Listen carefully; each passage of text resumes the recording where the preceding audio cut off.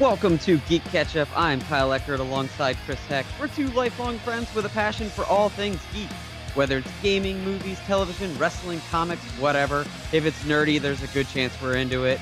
You are listening to Chapter 2.5 of Season 1, our special spotlight on the All Elite Wrestling pay-per-view Full Gear.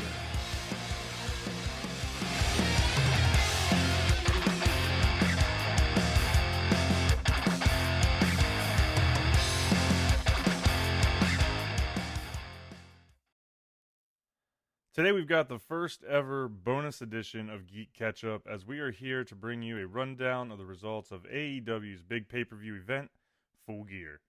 It's been 6 weeks since the launch of their weekly televised program, AEW Dynamite, which airs Wednesday nights on TNT, and there was a lot on the line Saturday night. Let's walk through each of the 8 matchups as we react to the outcomes and discuss what they might mean for the AEW roster moving forward. First up here on the pre-show, we had Dr. Britt Baker versus B. Priestley. And I have to say, Kyle, this thing set the tone from the get-go. Britt Baker gave an amazing promo via a vignette they ran right before this match started. And It was easily the best promo we've seen from the AEW women's division. I was really thrilled to see that they allowed her to do a promo because it's something that I felt like's been lacking from the AEW women's division. None of them have really delivered a promo or had any sort of character building. So it's hard to care about each of the women in that division, having never heard them speak before. It is a fair point, and I think it's something that we'll have to watch with AEW in general, because not a lot of people in general have gotten promo time on the mic. But with seeing a character like Britt Baker, you know, she's got a presence, she's got a very Charlotte Flair kind of feel, and she's a very interesting wrestler, so it was great to see it as well. Apparently, back a few pay-per-views ago, before they had really come on TV, they had some history here because B. Priestley had kicked Britt Baker in the back of the head and gave her a concussion, like a legit concussion. Okay. And so there was some bad blood that she was talking about in the promo. You know, you could tell she was upset about it. You could tell Priestley didn't really seem to give a crap about the fact that she had injured her. So there was some locker room tension potentially. But what I loved about it was that it really set the tone for Full Gear because it was personal, it was angry, it was strong-worded, and then they came out and they delivered on the match. Which is exciting because a lot of the matches on this card had that personal background to them. Like each match had a personal story because we're in a situation where there aren't too many belts floating around. So each match has to be this personal experience. It has to be a story-driven match rather than, oh, well, the belt's on the line.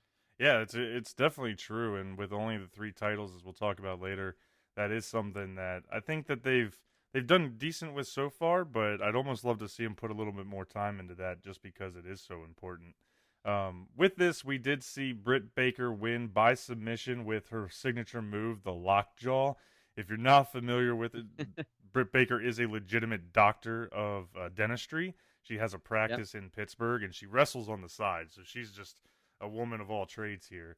But the lockjaw is the Rings of Saturn from back in the day. Perry Saturn, shades of Perry Saturn. But then she combines that by dropping the mandible claw on you. Oh, God. Right? Yeah. It's a gnarly looking thing. People tap out instantly. I'm sure it's painful as hell. Yeah. That's one of those moves where it genuinely looks like it hurts. Yeah. Like it's just one of those things where, scripted, whatever. It's still painful. It still sucks to be in it. I'm going to bend your arms backwards and then put my hand under your tongue and pull your jaw off. That sounds awesome. It's a great way to wake up in the morning. Yeah, that's cornflakes and the lockjaw. Recommended by 2 out of 3 dentists. So before we move on here, really, what do you see for Britt Baker coming up? I like that she got a win. So there's wins and losses matter in AEW. So it's nice to see that she got a win. She's a solid babyface, and it's going to build her going forward. So I'm all in on that. Give her some more wins, give her some more TV time, some more speaking time. I know that out the gate, we've been praising AEW for being primarily focused on the wrestling, but it goes both ways. You do have to let people talk every now and then. So I'm excited for her and happy to see where it goes. Hopefully she goes up the card and maybe gets a title shot down the line. I do expect both those things. I expect her to go up the card. I expect her to challenge Riho for the AEW Women's Championship down the line. We did see her get attacked by Awesome Kong, who we haven't seen yet on AEW television. She's very imposing. She's very daunting. Came out and cut some of Britt Baker's hair off, so you know that is extreme, and that's going to end up setting up some bad blood. So I'm thinking Britt Baker's going to have to fight her way through Awesome Kong first, but title match is definitely in her future. I think so. But moving on here to the actual opening match of the pay-per-view, it was a tag team match that saw the Young Bucks go up against Proud and Powerful, Santana and Ortiz. Give us the breakdown here, Chris. Yeah, it's everything you would have expected. I was a touch surprised at one hand when they first opened with this match last night, but at the same time, they've been running with tag team, exciting tag team wrestling out the gate for pretty much the entire run of Dynamite. So I guess it probably was more to be expected, but with how much they had built this, really is why I was expecting it to be down the card a little bit. But as we've seen with the Young Bucks, night in and night out, they came out. They've got the amazing chemistry, the amazing creativity. They continued the story with the beginning of this match that was from a couple weeks back, where we saw out of nowhere the Rock and Roll Express show up at ringside in the crowd to support the Young Bucks because, of course, Proud and Powerful kind of kicked the Rock and Roll Express's ass a couple weeks ago. They put Ricky Morton through a table. Yeah, they put Ricky. That's right. I forgot about that. They put him through a table, and that dude is like 65 years old. Yeah. But it turned out as expected. Crazy high energy, huge spots, really creative moves from the Young Bucks every time you watch them. They are. They're just a dynamic tag team. They are everything you want in a tag team as far as explosive moves, tag team moves. They work well together. Naturally, they should. They're brothers and twins. But, they're so good through in, like, on the mic, in the ring. Everything just looks so clean. It's true. They're just perfection. Easily one of the best. Easily one of the best tag teams in the world. And we've seen that in a little bit of a different way for them since they've come to AEW. They've been more in the position of really working to put over some of these younger teams. And that is exactly what they achieved here with Proud and Powerful. They were selling great for them. They had really a lot of back and forth to show that Proud and Powerful could absolutely stand up to a team with the pedigree of the Young Bucks. And they got themselves into some crazy situations. The Proud and Powerful applied a combination Boston Crab camel clutch on both of the Jackson brothers, and my jaw hit the ground because I'd never seen anything like that. Probably more reminiscent of Human Centipede than it was a wrestling move, but somehow 4 bodies were within like 3 feet of each other and stacked in these moves. It was wild. And they found a way to make that look normal in the flow of the match. Sometimes when you get little spots like that, it's like, okay, well, that was clearly planned and they're setting each other up. Yep. But they found a way, within the match itself to get the Boston Crab locked in, and then they just kept adding to it. Yeah, they just kept adding and moving over, and it didn't look like there was any moment of, well, I'm going to stand here and wait while you get in position. Like, it flowed nicely. It was unique. It took all 4 of them. I definitely appreciated it. We ultimately did see Proud and Powerful win by a clean finish pinfall in this, and so the Young Bucks have continued kind of what I would say is a losing streak. Yeah, but as you pointed out, the Young Bucks are to this point with their careers, but they don't need wins to be popular. They don't need wins to be over.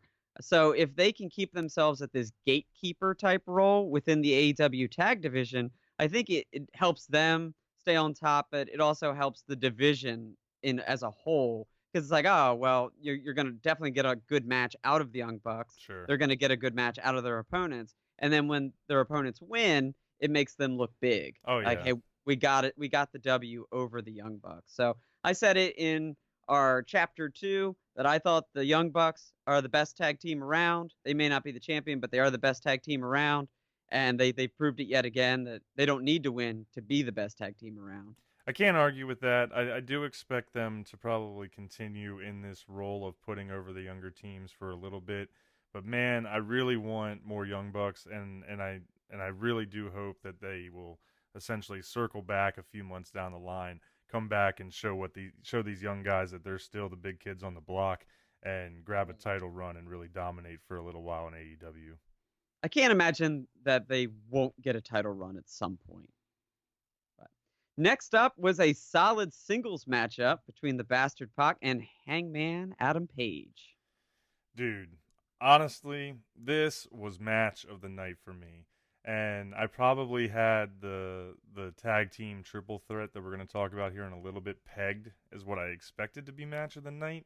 Yeah. But Bastard Pac, Hangman Page, hats off to both of them because they came out and this match just tore the house down from the get-go. As when we talked about in chapter 2 with some of our best ofs, I went with Pac as my best of in-ring performer, and dude did not let me down. He brought it all. He's got that perfect size, and I think he matches up well with Hangman Page, that they're not Goliaths, but they're also not little. They're a solid set of wrestlers where they can go to the top rope and they can do moves, but they also have the physical strength to be able to perform the bigger suplexes and lift up 100%. The other guys. 100%. And they that's exactly what they did last night. This was a slugfest from the get-go. Both guys were doing high-flying spots, moonsaults. The Black Arrow is an amazing finish that Pac does. A lot of huge power moves. I mean, Pac drove Hangman Page with a brainbuster through a chair on the outside. That was insane. As I was watching this match, I had to stop and chuckle to myself because I realized that both of these guys just flat out remind me of the exact characters I would build in WWE video games with a created character. A guy that had all the tools. I was ripped, I was huge, I could do high-flying moves, and I could do, Vader bombs and all the suplexes. I had everything. Right. And that's exactly where these guys are. Is that content creator where I'm going to make myself 6'2", but I'm also going to be able to do shooting star presses. Exactly. Standing shooting star presses. But that's what Hangman Page is. Hangman Page is probably about 6'2", and he can do standing shooting star presses. I mean, that's just impressive. Now, I will say, though, I was a little surprised by the finish at this because, Pac has been on such a hot streak. I really was thinking that he was going to be the next guy up for a championship run, coming out of this event. But Hangman Page actually won this by a clean pin. They had a great little series of moves, a couple close finishes, and then ultimately he hit his finisher and got the pin. That was very surprising to me as well, though, because I know when they first did their World Heavyweight Championship match, Pac was originally scheduled to be in that match with Jericho, and then there were some contractual issues. He got removed, and Page ended up being the one in that match, ultimately losing to Jericho to the belt. But it was surprising to me that Page won. One, because you said Pac has been on this winning streak, and that character seems to be primarily focused on winning. Yep. It's as if the character knows this promotion says wins and losses matter, so I need to make sure that no matter who I'm in the ring with, I get the win. Yep. And then on the flip side of that, it really seemed that they were building Page to be this not lovable loser, because I don't want to call him a loser, but like this guy this babyface that can't seem to get a win, but then once he starts to get wins, he's gonna go on this full momentum, like just run through the men's division. Yep. All his way, to his way to a championship. So the win here doesn't line up with where I thought they might go with him. I thought he would lose maybe one or two more times against these big matches and then do that classic character, I've got to change my mood, I've got to change my attitude, I got to get more serious. Yeah. More serious and really start to really get in and start doing more cowboy shit and start getting wins, So it is true. It threw a curveball into the whole men's division. It seemed like there might have been some very clear lanes coming out of this pay-per-view, regardless of who won the title at the end of the night. But they threw a real big curveball here with going with Hangman Page, and he's absolutely a guy that has all the potential to lead a division anywhere. I think yeah, he's got the tools to be a top guy regardless of where he's at. But with Pac being on the run, it just seemed like he was going to get that win. They go the complete opposite, and yeah, now it's kind of wide open as far as who is going to emerge and take on the champion at probably the next pay-per-view. yeah. Most likely, most likely. We'll have to wait and see what happens here. But we move from one singles match to another, as it was the chairman Shawn Spears going up against Joey Janela. You know, these guys were in a tough spot. The way this pay per view opened with the Young Bucks and Proud and Powerful, and then Pac versus Page, both probably the two matches of the night in their own respects. This was kind of a filler. It seemed like a late ad with Joey Janela coming out at the last event and attacking Spears and helping him out, or helping Right. out his enemy. But they did a good job. It wasn't a bad match. You know, it was very little to remember in this match, to be honest, except for the Four Horsemen Tully Blanchard's involvement. Yeah, that was pretty cool though. Yeah, You know, Spike Pile Driver. Spike pile driver by the old man. I Yeah, like dude. it. I like it. I just like seeing pile drivers again. You know, WWE had gotten so far away from the pile drivers for the most part, and it's like, man, every AEW event's got a sweet pile driver. It's a pretty dangerous move. I It, don't blame them for getting away from it it though. is true. It is true. But you know, man, like if you're getting hit with a pile driver, you're pretty much done for the night. It's true. So, I was thinking this match is one of those matches that could really use a belt associated with it. Because we've got this mid-tier problem going with AEW where we've got a solid set in the men's division and there's nothing to compete for there. Like obviously Shawn Spears and Joey Janela are good wrestlers and deserve time, but they're not quite ready to challenge for the big belt yet.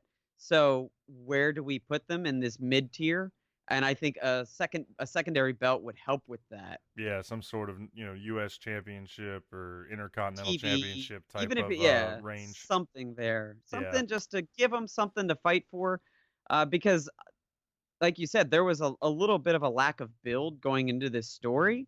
So you look at it, say, why are these two guys feuding? right, Why should I care about this match? right, So, and if you never want to make the belt the reason two people are fighting, but sometimes it needs it. Sometimes that's what a feud needs is put the right. belt on the line and make me care about these two. Yeah, and I'm not gonna lie, this match did nothing for me with Joey Janela. It was my first experience with Joey Janela. I hadn't seen him outside of any of the big promotions. I thought he had a really weird entrance that was kind of silly, didn't make sense. He's called the Bad Boy, but I didn't really feel that. He's tiny. He looks like you could just Yeah. push him over with the one finger. He just We didn't do much for me, to be honest. And so no. hopefully we'll see him a little more, and I can give him a better eyeball test. But for a first watch, I was not impressed, and I'd definitely take Shawn Spears any day of the week. He's so good in ring. You know, Yeah. even when he was Ty Dillinger, the WWE, like the character here is better, but his in ring is solid. He's gotta find an angle. He's gotta really just find something to get him going. Yeah, find something to help. And I think maybe that's why Tully Blanchard's there to be a mouthpiece to Yeah, he help him and mentor him a little bit to he get needs him it to right the now. good character work. Yeah. I hope to see more from him moving forward, but I'm just not sure what's gonna happen with him. Well, the tag belts were on the line next. A triple threat tag championship between the the Lucha Brothers, Private Party, and SCU. It's a lot to say there. I know. Well, I called them Lucha Bros, and then I was going to say House Party instead of Private Party. No, we're not talking 80s movies. You We're do talking need an about invitation to get into the house party, though. That it's could be just where they're like from. Maybe Private yeah, Party is from House Party, it's from House and Party. now They're we back know where the invitation is to. that yeah, there you go. You know, this match was pretty solid all in all. I was so excited for this match, and I was watching Twitter as it came up, and I'm not gonna lie, the Twitter buzz for the event was big. But when this match came up, Twitter just absolutely exploded. Yeah. People love the Lucha Brothers. People love SCU. Private Party, I think, is quickly rising on everybody's lists of teams to watch out for. And all in all, it was a good match with some high flying spots. I thought it was going to be match of the night, but it didn't really turn out that way for me. Yeah, the AEW tag division has set the bar very high. That anytime a tag match happens from that division, you need to keep your eyes on the screen. So, with the bar being so high, it's going to be hard to match night after night. That's true. But it's a little surprising that these three teams let you down in the way that they did.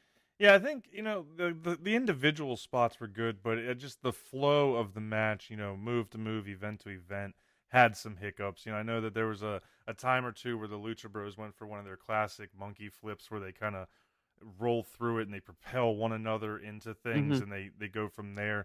And you could see that they didn't quite get the momentum, so the flip was really slow, and then they had to like jump out of it, and it just didn't have the crisp, the crispness that the other matches that they've been in, has had on Dynamite.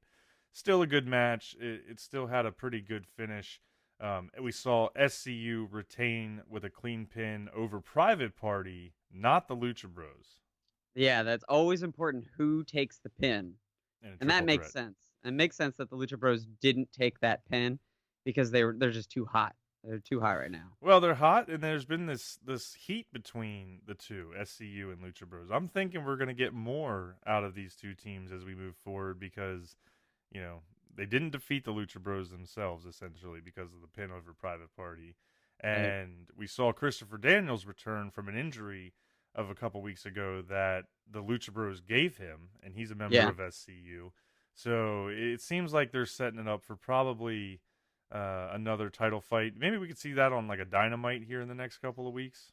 Yeah, I would be all right with that. I mean, how do you feel about SCU being the tag champs in general?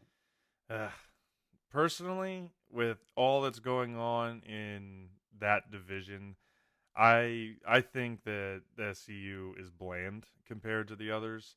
I know that they have a pretty big following from previous days, and it seems like to be honest, the fans in Charlotte had huge pops for him. The fans in this pay-per-view had pretty decent pops for him, even though I give the edge to the Lucha Bros. So they haven't been my cup of tea compared to the other teams, but I won't fully hate on them. I will say they felt like a strange choice to be the inaugural tag team championship or tag team champions when they won the belt, considering who else is in that division. And I know that Scorpio Sky likes to tweet like we're the underdogs, and we're still on top. So they're playing that role, like we're champions, but we're still the underdogs. I don't know if I'd want them to lose the belts yet, because I've got this in my mind that the belts need to have a little bit of prestige to them. Sure. And especially being your first champions ever, you want them to hold it for a little bit and make it mean something and build it up a little bit. Set a good bar, yeah. And so I don't want it to flip-flop around too much, but I could see, maybe in 2 or 3 weeks on an episode of Dynamite that they do drop the belts to the Lucha Brothers. Yeah, hopefully. To our second women's matchup of the night, the women's championship was on the line. It was Rio going up against Emi Sakura. A lot of history between these two. Kenny Omega actually tweeted out before the match got started that these two have met 268 times. Wow. 30 they've been in the ring together 268 times. Said 268 matches, 32 singles matches, 6 of those for a title belt. Overall, Sakura had 17 victories and single victories, and Rio had 15. They're an even 3-3 on title matches. Wow. I did not know that. I knew that they had history. I knew that there was a little bit of a master and student relationship between the two of them, but I did not know that they had wrestled that much, especially on big stage title matches. But I'm glad you pointed that out because it totally makes sense. These folks had crazy chemistry together. This match was fantastic. Much better than I expected. It surprised me a little bit just because I'm not too familiar with Sakura in general. Mhm. We saw her in Charlotte, but before then I had not had any exposure. But there was a lot of quality execution. They had suplexes, they had top rope spots, they had throwback technician moves. Like Sakura did a rolling surfboard on Riho and rolled around the ring. It's a way old throwback. Yeah. So it was a great mix of old school and new, and it was technically maybe the best match of the night. Yeah. It's funny you say that you had Sakura was a little new to you because I feel like that's something that needs to get sorted out in the AEW division, women's division specifically, is why do we care about these women? Why do Yep. we care about these characters? And we talked about a little bit about it with the Britt Baker earlier. That's the first time we've really seen her promo. Rio's been the champion since the debut episode of AEW Dynamite. I'm not sure I've actually seen her speak on a I microphone don't yet. think they've done one, no. So it's exciting in-ring action, but we fall back into this trap of you got to give me a reason to go to like this character, or I'm Yeah. gonna fade on them You over need both time. sides of it. You can go wrestling heavy, but you got to give them, at least once every week or two or something. Give them a vignette or Yeah, a promo after a match, things like that. yeah, Ultimately, we did see Riho retain with a clean pin here over Sakura. She did a great combination. It was kind of a spinning crucifix pinning combo, and then ended up pulling it off. I expect Riho to hold the belt for a little while longer, at least into the next pay per view. And I'm hoping, as we said a little bit earlier, that they end up building towards her versus Britt Baker. But we're gonna have to see. I would like to see that, and I have a lot of hope. AW is doing a lot of things really well, so and I believe that they'll get this sorted out in time. They'll get it figured out. They'll find a sweet spot, and it's only going to get better. But from the women's championship to the men's championship, lot on the line on this one. The stakes were super high. Chris Jericho going up against Cody Rhodes. Yeah, there was so much drama in here. You had clearly the biggest feud that they had built out of all of the matches for this pay per view. It's been focus of every AEW Dynamite episode since they Yeah. launched. Cody cuts the best promo of the year when he's here in Charlotte on Wednesday to send us into this with the undesirable to undeniable. It even worked its way into his intro. Like when they were introducing him and giving his stats, the announcer referred to him as from undesirable to undeniable. So he hit it pretty good there. But he had his mom in the ring. Obviously, his wife was there. Both competitors had cornermen. With Cody having MJF Yeah. supporting him and Jericho with Jake Hager. There was so much build to this match, and you could feel it. There was a lot of excitement as it got started. And Cody took a bit of a rough dive halfway through this match, that suicide dive over the ropes and smashing Oh, his face it on the was ramp. it was so hard to watch. Uh, it was gross. It was It gross. it was one of those moments where it was not intended to happen. Yeah. He smacked some diamond steel plating and ripped himself open pretty good. But to his credit, tough dude. He got some quick treatment and just kept on with the match. They wrestled for a good, another probably 15 to 20 minutes, somewhere in there. It was a long time after that happened. Back and forth, nonstop, tons of near falls. You thought that almost every pin was going to be the end of the match, and Yeah. it just kept going, and the crowd was eating out of their hand. Oh, I'm sure. Well, there was so much on the line. Like either way, Cody takes the pin. He can't challenge for the belt anymore. Jericho takes the win. He loses the belt. So I mean, On his any birthday. on his birthday, yeah, on his 49th birthday. I will say he posted a picture on Instagram. Dude looks fit as hell for a 49-year-old. Yeah, For a 49, makes yeah, us all look like trash. yeah. I mean, he's not Jericho of the old, He's not the of the lion tamer. 90s. He's not the lion tamer, but for a 49-year-old man, like still super active in the ring. He's looking good. Yep. Praise DDP Yoga for that one. Had a bit of a twist ending to it. Yeah, it was controversial after all the excitement right there. We saw Cody Rhodes get put into a very brutal Walls of Jericho submission finisher, and ultimately MJF controversially throws in the white towel and submits for Cody.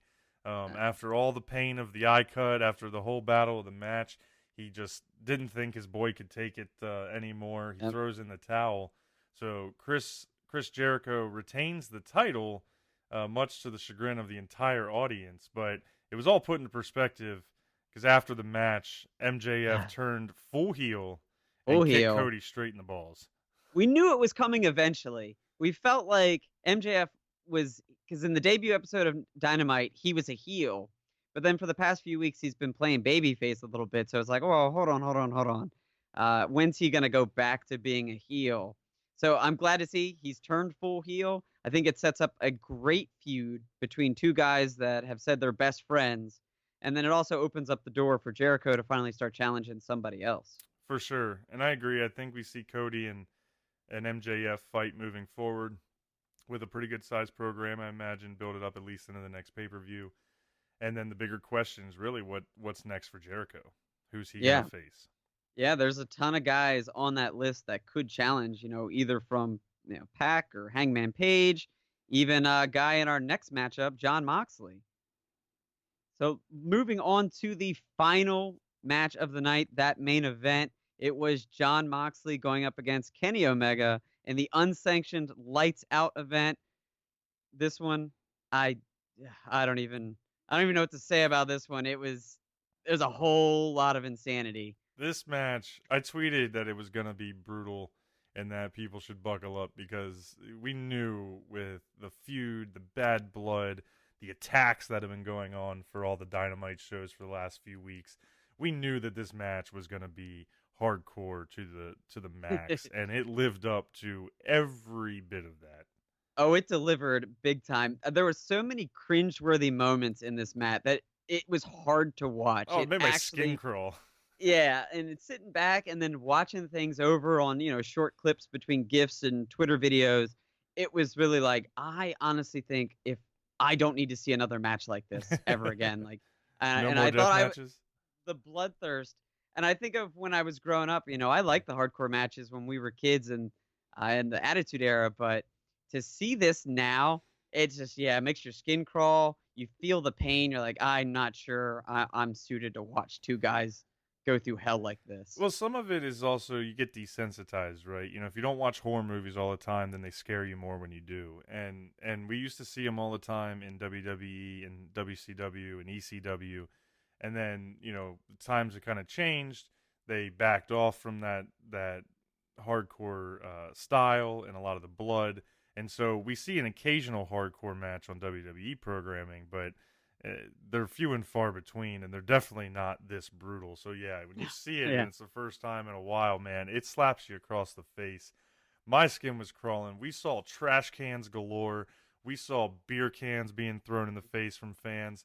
We saw tables broke with suicide dives to the outside. We saw barbed wire wrapped bats, barbed wire wrapped brooms, both of which were used to rake the skin of the competitors. I mean, Kenny Omega literally swept a broom full of barbed wire across Moxley's back. Yeah.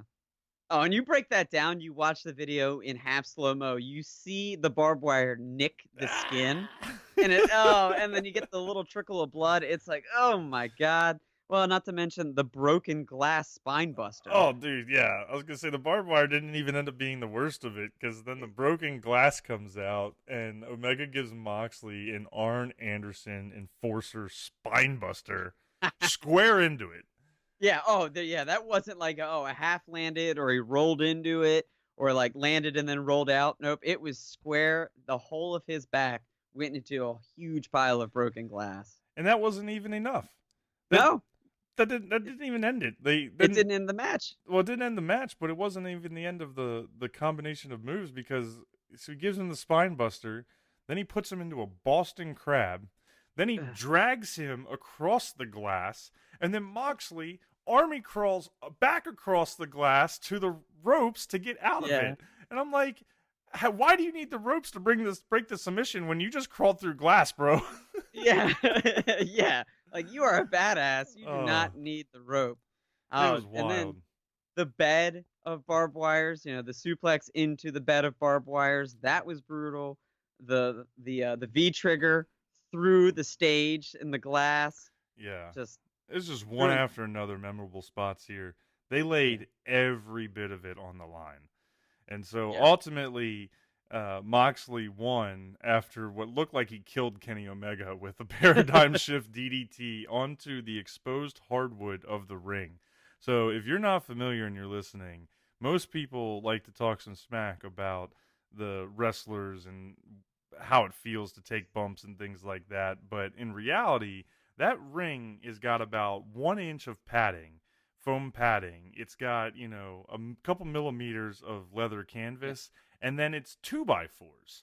It's not even plywood sheets. It is literally like 2x4s that are strung across, and they have some flexibility. So Moxley pulls the protective padding up and then DDTs Omega onto the hardwood. And he didn't move for a while, so he might still be dead. I'm not sure. He might still, just out.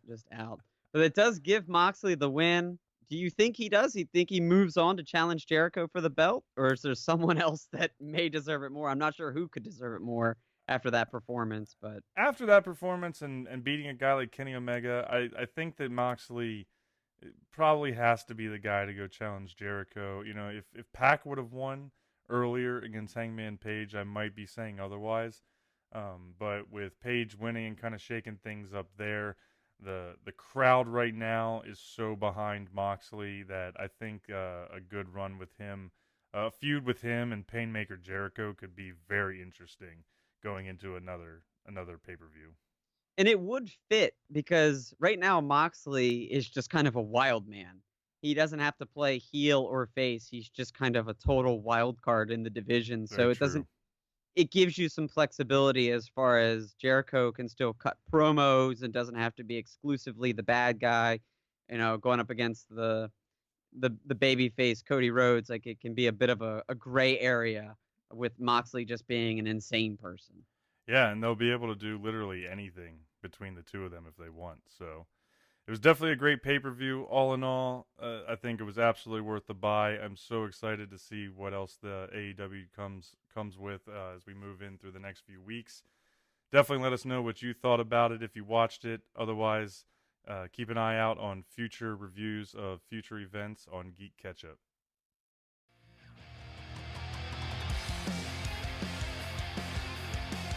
Thank you for listening to GeeK KetchUp. If you enjoyed today's chapter, please remember to subscribe to GeeK KetchUp on Apple Podcasts, Stitcher, Spotify, or wherever you listen to your podcasts. Check out GeeK KetchUp on Facebook and YouTube, and follow us on Twitter and Instagram @GeeK KetchUp Pod for updates on new episodes every 2 weeks. Stay saucy.